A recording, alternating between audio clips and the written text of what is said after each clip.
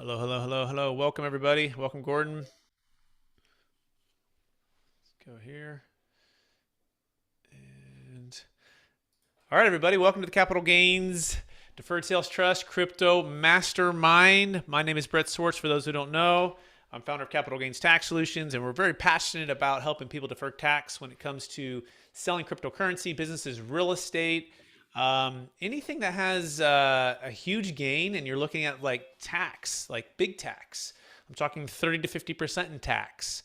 And you're saying, wow, there's got to be a better way than a 1031 exchange, a better way than just giving it all away to charity, a better way than having to have a bunch of kids and do a bunch of gifting.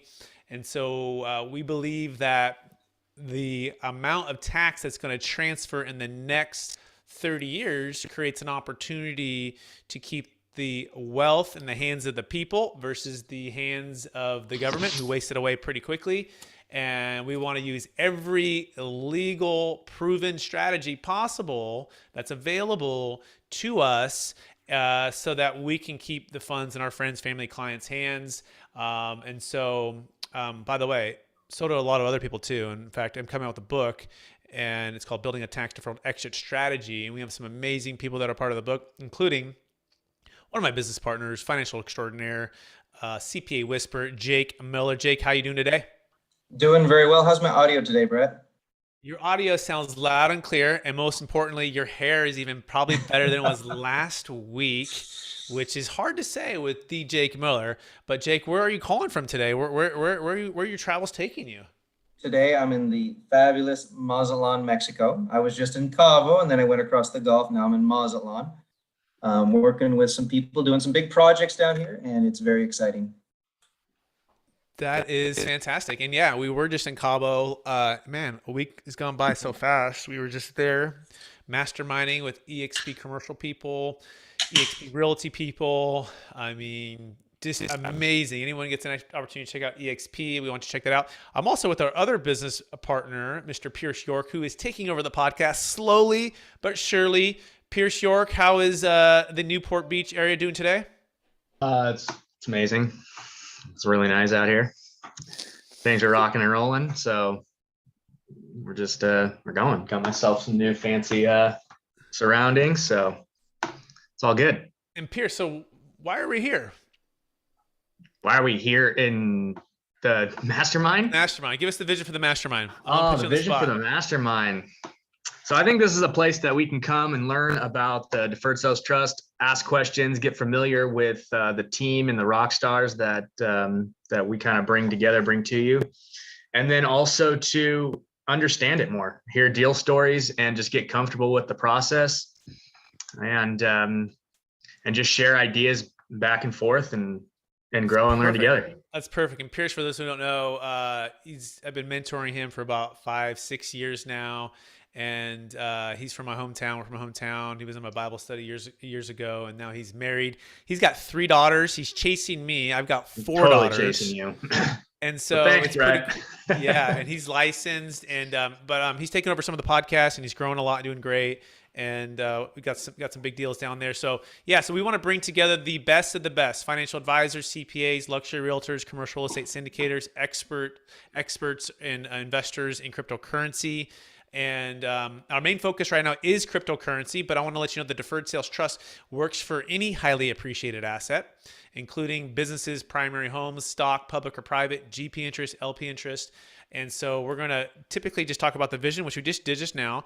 We're going to talk about the deal close story of the week and or some of the challenging stories of the week, and then just open it up for frequently asked questions. So that's kind of the format. Along the way, though, I want you to feel free to put in the chat a question that you might have, and then we'll open it up here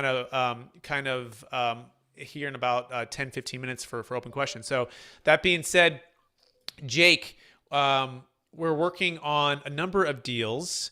And we do want to actually want to get an update and see what Jake is thinking on an NFT artwork deal that we've been working on and some of those challenges there. And then I'll touch on the deal close story of the week. So let's start with them in the reverse order. Jake, what's kind of your assessment of that deal, some of the thoughts and challenges with the deal, and any feedback or share some wisdom here with everyone listening? Absolutely. So you have artwork made by the artist. So that's a little bit different. This is almost like equipment made by the manufacturer. It could be deemed as inventory. So this is a slightly different conversation piece than other items that are typically looked at from a capital gains perspective. However, some of the same rules can still apply. It has to be tweaked a little bit different. And that's why we have the brain surgeon, we have Todd Campbell and Campbell Law and everything that they do that can make sure that all the I's are dotted and T's are crossed so that we don't get ourselves into a situation, especially if we're talking about $100 million, where we're not sure about one thing or another. Interestingly enough, the sale of inventory or the sale of inventory of the artist's paintings that are being sold for the first time, not resold for a gain, can be done. And again, like I mentioned, the secret sauce is mixed in a little bit differently, but it works all the same. And it's an exciting prospect still to this day, right? That would be my consensus, is that we're working actively with them to try and make this go forward and to be a big thing. They're progressing every day. It seems a little bit more with the buyer. And so as soon as we can get some contracts in place and something of actual substance to give over to the attorney, I think we'll be making some real traction.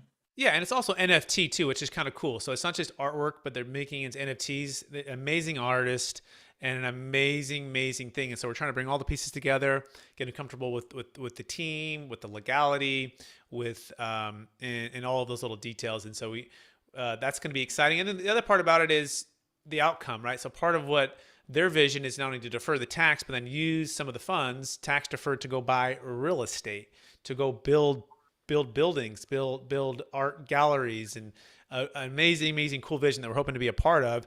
But that's the power of this. You can exit cryptocurrency, tax deferred, or NFTs or artwork or business or anything kind of that's highly appreciated. It's got to be $1 million net proceeds, $1 million gain.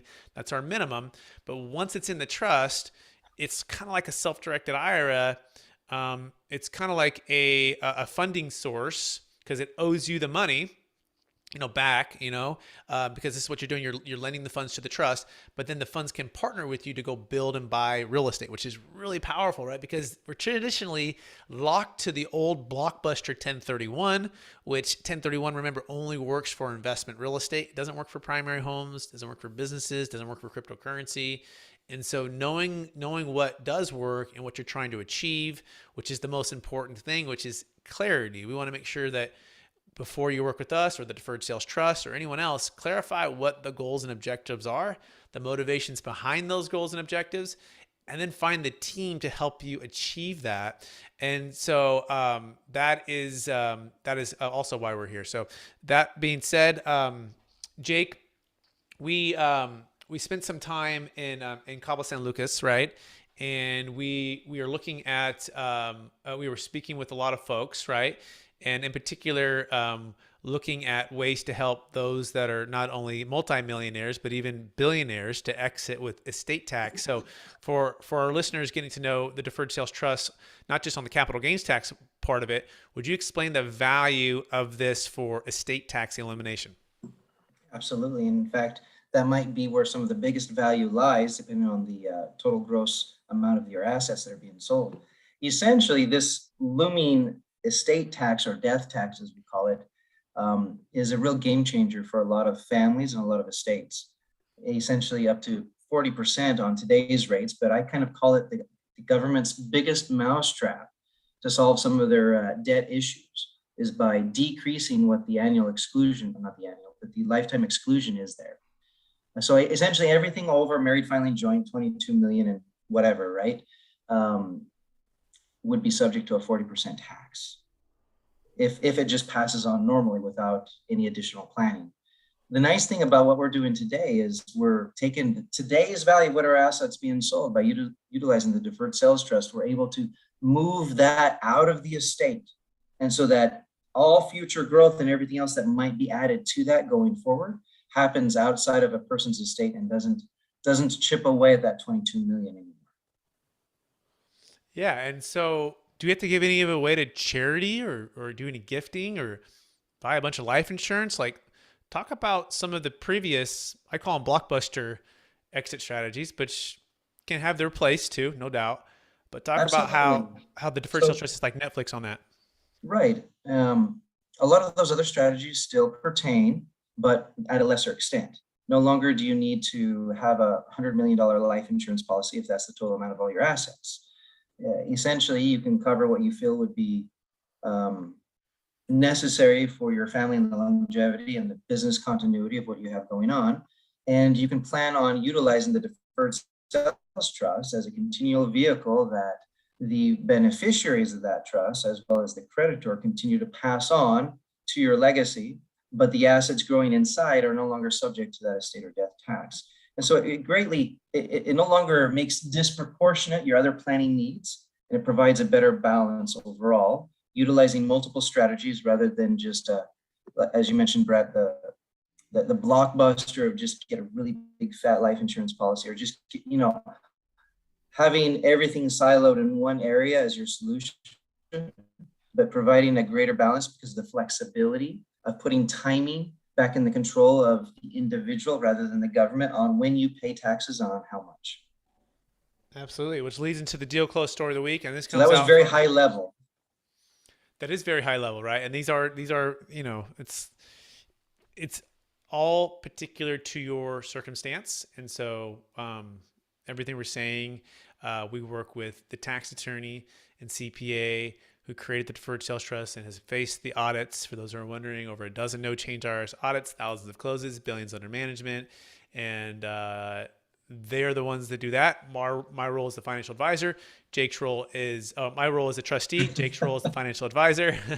Not to be confused with the two. We got to keep separate, and that's how we work as a team to execute this. The thing you'll learn quickly with a lot of the stuff that we're saying is it's not just the strategy or the concept or like setting up an LLC, which is very common, or setting up a living trust. It's the team of professionals it takes to execute this along the way.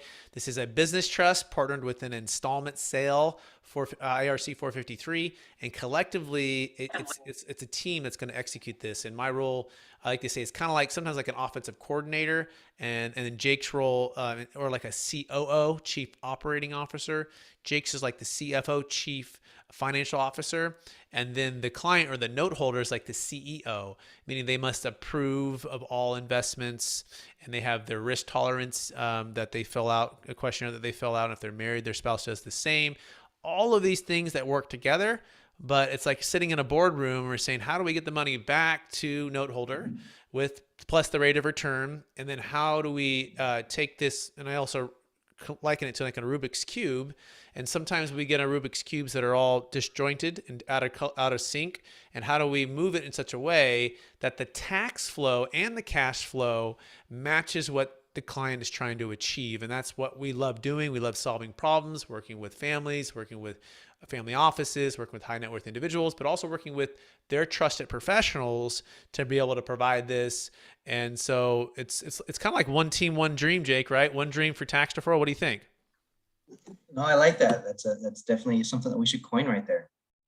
Yeah, EXP already has, but we can use it for tax flow. One team, one dream. So cool. So that's. So let's take it to the deal close story of the week. So this comes out of the great state of Texas. I always say that I've yet to meet someone I don't get along with in Texas. And number two, I've never met someone in Texas that wants to pay tax, right? They're out of all the states in the union. I mean, California, some people may like paying taxes. I don't know. I've grown up here and it can be brutal, but definitely Texas, we don't want to pay tax. Now we want to do legal things that work. And so this particular client, he and his wife own real estate. They've done a lot of development. They've done a lot of rentals, and they're in the Dallas-Fort Worth area.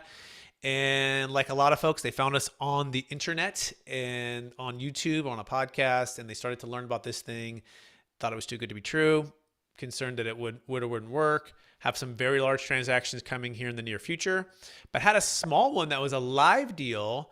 And what was cool, our typical minimum is $1 million net proceeds, $1 million gain, unless you can combine, two transactions of $500,000 each. That'll get you over those $1 million thresholds. That's if it's real estate. Now, if it's cryptocurrency, we have a little nuance there in that you can have 20 coins that equal $1 million. And because we can kind of seamlessly transfer that, we have an exception there. However, for them, they only had like a $260,000 deal. So, but it had a pretty low basis. And and they're high net worth individuals. And so they said, you know what, Brett, we're going to be adding more to this if it works out. But we like this because it's kind of like a test drive, right? We get to kick the tires.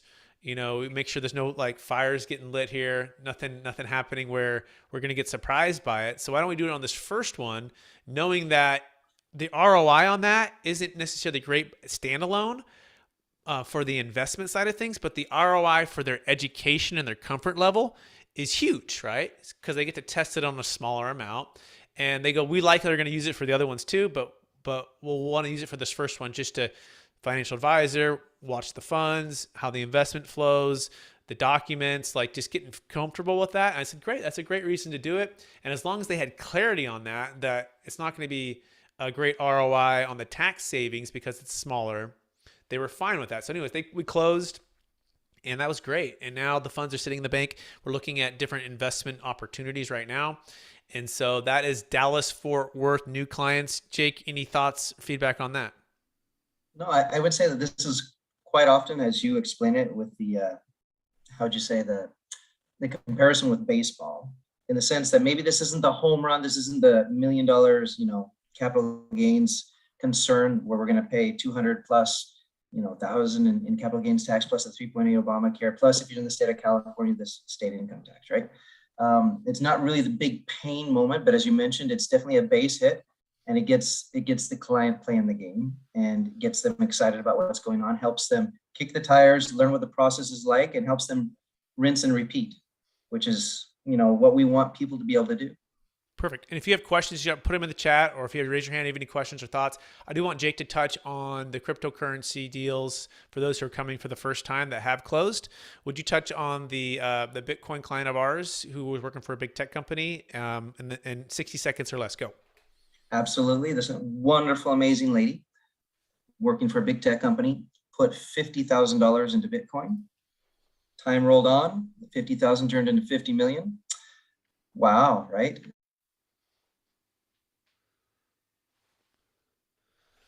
And he might have stalled there, so we'll see. That was like a drop the mic statement. Looking at what she'd have to pay in taxes, joint venture with I'm sorry, was I not working very well there? We got you on the wow part. So you said 50,000 to 50 million, and then it cut out. So just keep going from there.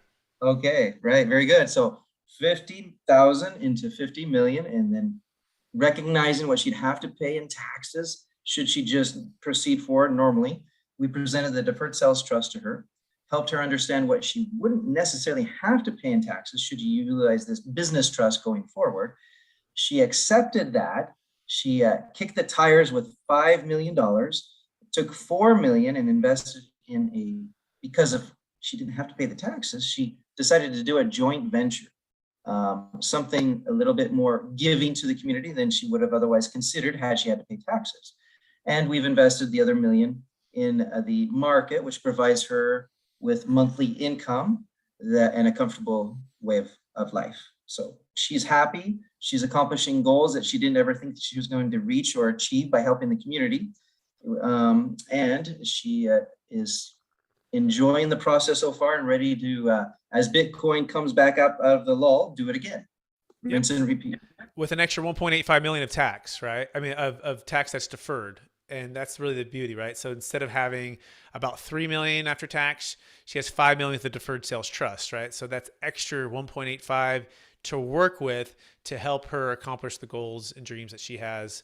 Really cool. And we're so excited to be a part of that. So that being said, I want to open up for questions, and we've got some new folks here. So I'm going to just start calling some names, but also Pierce too. Any thoughts or questions on that? Feedback, Rebecca, Gordon, we've got, I think we have Andrew on as well. We want you guys to unmute and chat or send something here for us. It's all awesome. All good stuff. Sam, welcome Sam. Sam, what's going on, man? I'm gonna be calling you there a little bit. We had a podcast together, Sam, and met Sam at Best Ever Conference. Sam is the man here. Sam, give a little bit since you're a first time guest here. Give a little bit about your story and then your thoughts on the Deferred Sales Trust so far. Yeah, I mean, I think my story. Yeah, we invest in RV parks and boat and RV storage. Run a daily podcast called the High Scale Commercial Real Estate Show. which Brett just came on here for the second time. I think his show will go live in the next 30 or 40 days or so. But yeah, I think it's a really cool product. The more I understand about it, the more unique it is, especially as I'm out there making offers on deals, because you get, one of two things. If somebody's like, hey, I'm going to have a $5 million net gain on the sale of this asset, and say they're 65 or 70, they go, what am I going to do with it, once I sell it? So for a lot of people that maybe aren't ready to get out of the game, it's a great way for them to not pay all that money in tax, and also an alternative to a seller carryback. So say somebody really, if they do want to exit and they don't want to actually just sell the property, or sell the property owner finance, which is a second option for them to not necessarily pay all the tax up at front. I think this is a great option I can present to sellers. They say, hey, look, go ahead and sell it for full price, and just deal with Brett on a deferred sales trust. Yeah, absolutely. And I'll touch on too, like sometimes people say, well, why not just do a traditional seller carryback, right? Because isn't that what the deferred sales trust is? Well, yeah, it's that plus a business trust. And a traditional seller carryback, the reason a buyer wants that is typically they can get in for a lower down payment, which is cool for the buyer, but the seller then forgoes their 1031 exchange, right? Also, typically a buyer sometimes can get lower interest rate financing than seller carryback. Depends on how you structured the deal. But basically, the deferred sales trust takes a traditional installment sale and 10x it. Makes it, instead of 5 years, it can go for 50 years. Instead of, you can go for 100 years. I mean, we set up in 10-year increments, but you can continue to expand the life of deferral, right? Versus just paying it all up front. Also, you can diversify, so the funds can go back into real estate funds. It can go back into stock market and go into some cryptocurrency, and it's back into some active or passive deals. So it gives you this flexibility of not having all of your equity tied to one single property or one single buyer that you might have to foreclose on. And so I always say we're in the business of solving problems and giving options for sellers to choose. So the question is, what's their problem? What are they trying to solve? And then what option can you provide to unlock that value, or that piece that says, oh my gosh, Sam, everyone was just telling me traditional installment sale, or everyone was just telling me 1031 exchange, but you brought a nuance. You kind of brought me a hybrid. And because of that, I might be willing to sell and do a deal with you. Andrew, any thoughts on that? Well, I think what Sam's saying applies to, our space is just multifamily apartment buildings, and it's the same thing, right? Like, a lot of people are sitting on an incredible amount of appreciation. And we've actually been talking the last couple of weeks about how there's going to be just a flood of deals coming up in the next year because people are sitting on this appreciation. And because they're also concerned about inflationary headwinds or cap rate increases affecting their value going forward. So there's going to be a lot of sales, right? And one thing you can do to differentiate yourself is to sort of say to the seller or to the broker, hey, this is a solution that can sort of thread the needle, allow you to liquidate without having to have that giant tax liability. So it's a great tool in the tool belt for buyers as well as for investors. Yeah, very well said. And by the way, a little caveat too, like what not to do. I've gotten literally 3 calls in the past 2 weeks of a company that starts with an I and ends with an X. It's a 1031 exchange company that these people are like trying to use the deferred sales trust, and they're blocking it every which way. And one was yesterday, a guy out of Florida, and he's a doctor, and he's got about a $2 million deal. And it's it's a $3.2 million deal. His basis was right around 2, and he's in like day like 30, and he's not finding a property. And he goes, Brett, I'm with this company and they won't cooperate. What do I do? I'm like, you do everything you possibly can to fight, because it's going to cost you hundreds of thousands of dollars in tax if you don't. And then number 2, you never ever use them ever again, right? You never use an accommodator. So the education of your broker is really important too, because they don't necessarily know about the deferred sales trust, or they're just using qualified intermediaries that they don't realize are either negative or neutral or just won't cooperate with the deferred sales trust. By the way, we have deferred sales trust companies. We have a whole program to help you defer the capital gains tax as a backup plan in case it fails. So you want to make sure that you are getting the word out and you're not putting yourself in a position where you have no option. And we ask the question like, why won't they cooperate? We don't really know. They don't really give us a great answer, except for they don't do that and they're not going to cooperate. So keep that in mind, that you're not working with a qualified intermediary that's going to put you in a bind. Go ahead, Andrew. I'll just add to that we just closed on a deal last week where we, for the first time, had two 1031s come into our deal. One was the syndication of a prior apartment building that we purchased, and one was just a guy with $1 million gain, right? But in both cases, we were very careful, just to what you're saying, Brett, to work with qualified intermediaries that understood what we were doing, got the concept, and would work with us. We were very particular because we worked with other QIs in the past that just want to do very plain vanilla transactions. They don't understand whether it's DST or the syndication world. And you find yourself working against them, not with them, or educating them, and then they're kind of slow. And so, not all QI qualified intermediaries are created equal. And you really want to work with smart people that have been around this area for a while, understand it, have done a similar transaction before. It can make a big difference because time kills deals. And if you're working with people that don't understand it and they want to slow it down, they don't want to press that send button on that wire, whatever it is, your deal might fail. So I definitely agree with what you're saying, Brett. Thank you so much for sharing that. That is so important for everyone to grasp there, right? Because who you hire and who you work with matters. And it matters to the hundreds of thousands to millions of dollars of tax. And these things need to be set up prior to certain deadlines. And without setting them up prior to, you're putting yourself in a position where you're going to get hammered. And we don't want you to get hammered. We want you to get deferred and have freedom and opportunity. By the way, Brennan, I know Brennan joined last week. He was a little bit late. I'm going to call on him now because it'd be cool to hear a little bit about his story and his focus. Brennan, you want to unmute yourself and say hi? Yeah, how's everyone doing?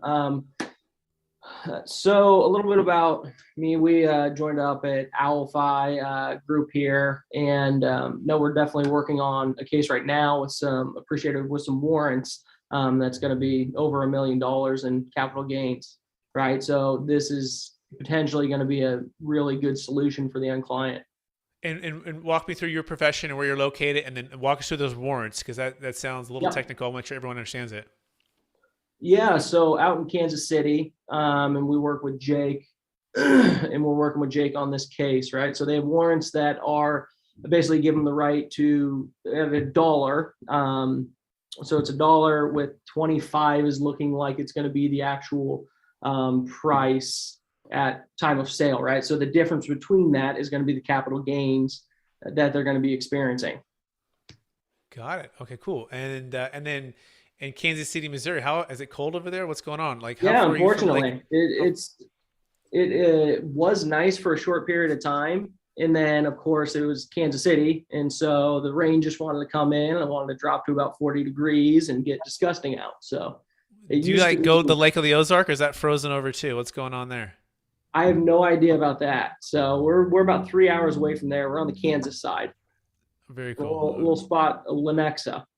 All right. Well, hey, glad to have you. Thanks for sharing that. That's really cool. I've never done like a warrant deal before, but it sounds like a Western. I know it's nothing to do with that, but it's a cool name. I like to see like close the Deferred Sales Trust warrant deal. Like that'd be fun. So any thoughts?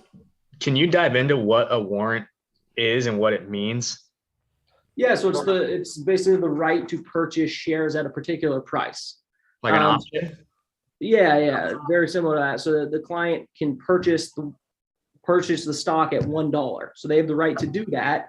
And then sell would be $25. So then they're going to have that difference is going to be capital gains. So is this mainly for like people who are like in companies that like go public or IPO or something like that, and they've already? Yeah. So this situation's a tech startup that is going to be going public. Right on. Yeah. Excellent. That's great. Any other questions, thoughts from Andrew, Sam, Gordon? I'll call on Gordon too. We haven't heard from Gordon yet. And Gordon, I see with EXP, that's really cool. We got Joseph. Hey, Nico's on the line. Nico, what's happening? Are you there?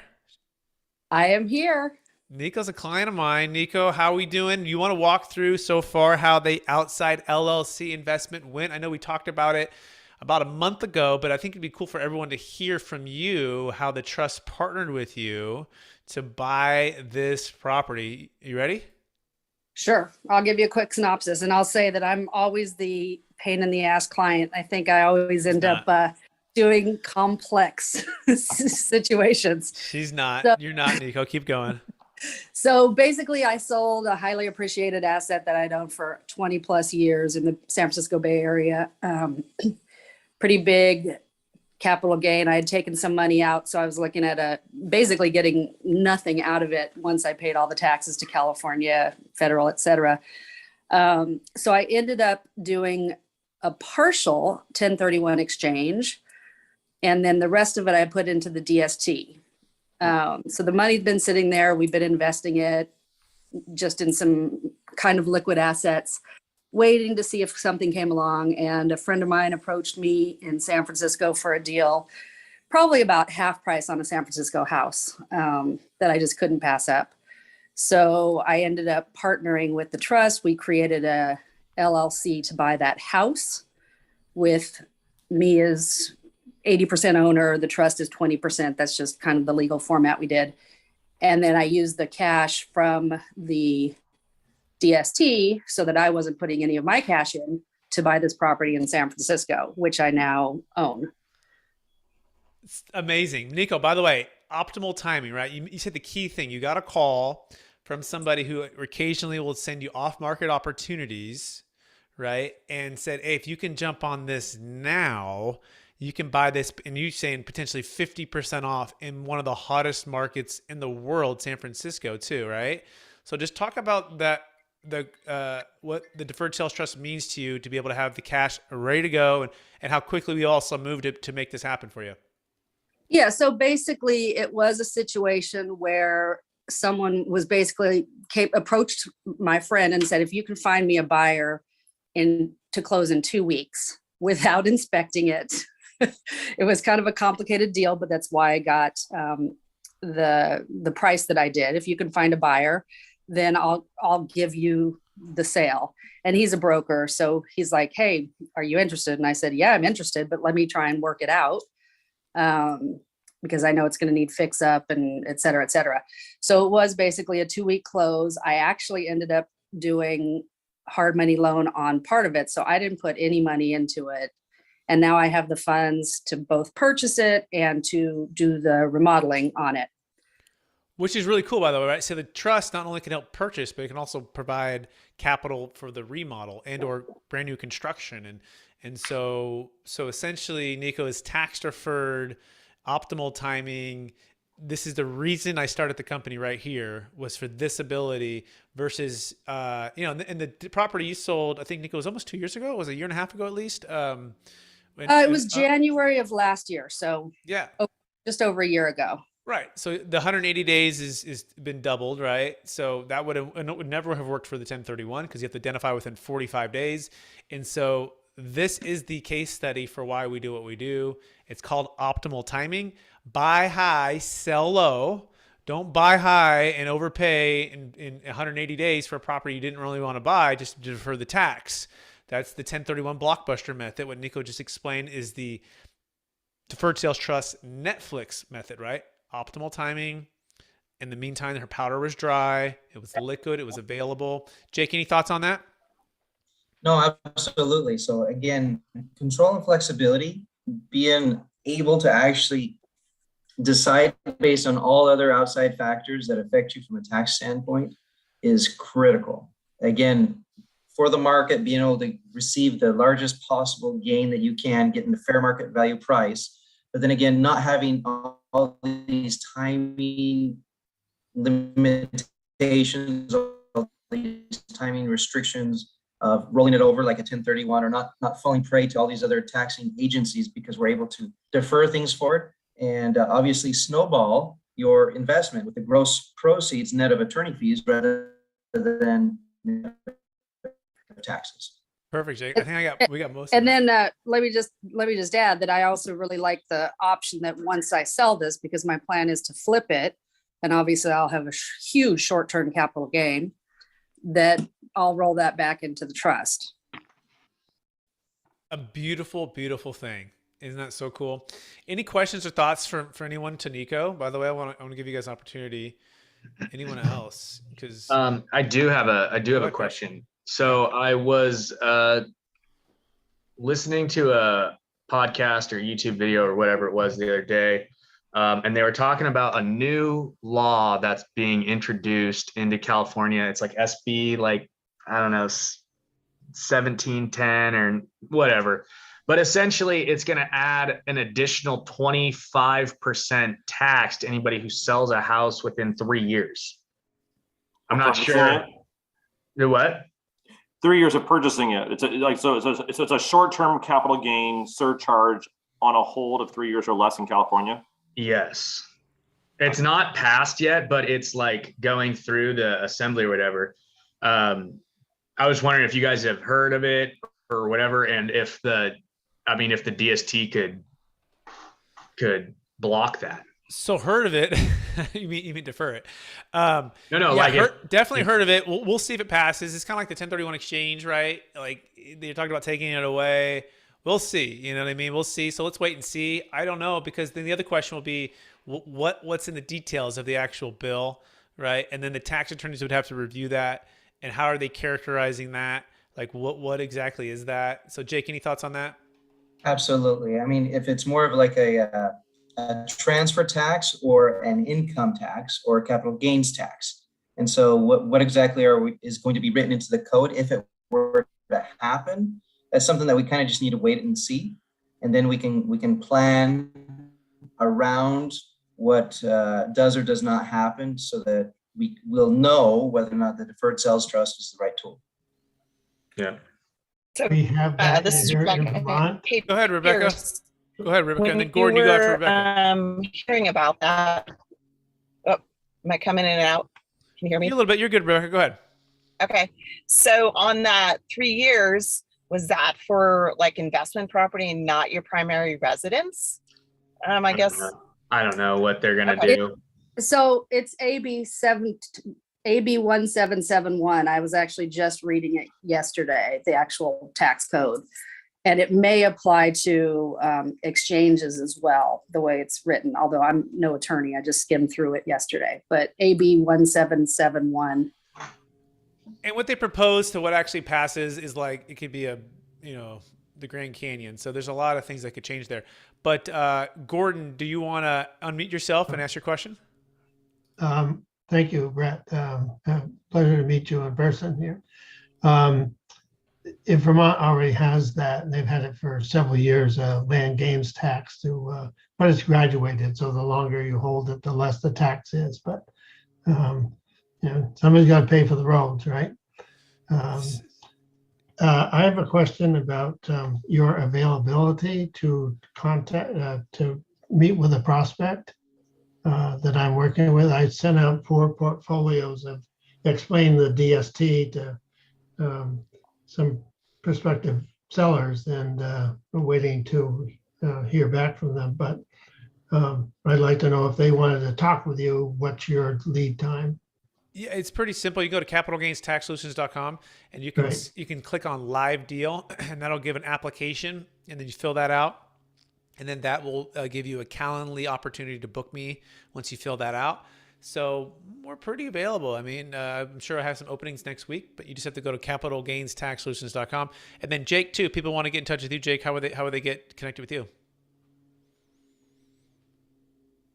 Jake is still. I had a pleasure of meeting Jake Strategictaxsolutions.com. last week he was on another Zoom meeting. So Go ahead, Jake. Say that one more time.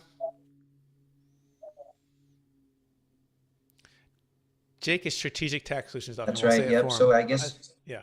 I was going to say I've got a website, Strategic Tax Solutions. Very good. Yeah, I'm battling with my internet devices. It's Mazalon, right? Mazalon. So, okay, cool. So Different any other devices, and questions? neither one is working. So sorry about that. It's okay, Jake. Thank you. Any so other you're questions? about a week out. I should tell a client that, we could talk with you in a week or so. Yeah, and you could also invite them to this mastermind, right? Because if it's, Okay. sometimes we like to say live deals in the next 30 days or so, but I'm happy to spend time with them and you. But the goal would be to bring them to the mastermind so they can get a part of the community. They can ask their live questions so we could all answer them. But also, if they want to be confidential, that's cool too. You can go to strategictaxsolutions.com for Jake or capitalgainstaxsolutions.com. Either one will get us all connected. Okay, Gordon? All right. Thumbs up. Great. And Jake also has a number 800-773-1848. 800-773-1848. Cool. All right. Anybody else? Anybody else? Questions, thoughts? Otherwise, I think we're probably good for the day. We may probably exhausted the value for the day, but I want to make sure that if anyone has any questions, thoughts. Wait, we have a chat here. Let me see who's in the chat. We have, okay. Should I reach out to a local QI to make them aware of the DST? Yeah, I mean, they're probably aware, Gordon. I say that in quotations because they were a competitor. The question is, who is the qualified intermediary that you know, like, and trust that you're working with that you want to make sure that they're going to accommodate for your client? And so it's more so just asking them the question, hey, are you going to accommodate for the deferred sales trust? Have you ever done a deferred sales trust before? Because that's the other thing too, because Andrew was saying, hey, we do these carve outs with these TICs. And the challenge is not only if they're aware of it, but do they actually know what they're doing? Like, is it going to hold up your deal? Is it going to blow up the deal? I mean, you cannot mess these things up. They have to be perfectly done and the timing has to be set up. Otherwise, the tax is triggered. The IRS gives no exceptions for this. So you're happy. You can call them and say, hey, I have a deferred sales trust opportunity. Are you going to accommodate? But really the question you should be asking is, have you ever done these before? And if the answer is no, the question is, why do you even want to work with them? Because they can mess it up.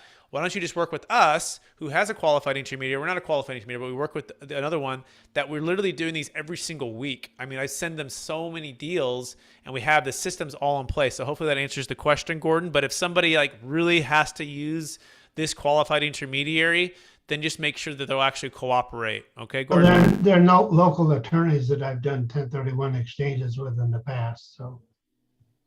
Okay. Yeah, and that's cool too. Then we're happy to make new introductions. You know what I mean? Like, and maybe bring them on the mastermind and see, have them, whatever. But those are just some of the thoughts there. So other than that, anybody else? Questions, thoughts, comments? When you guys, oh, sorry. Where would I find the language that goes into the purchase and sales contract? So that would be NDA stuff, right? So bring a live deal, Gordon, and we'll help you out. Just get with me offline, all right? Yep.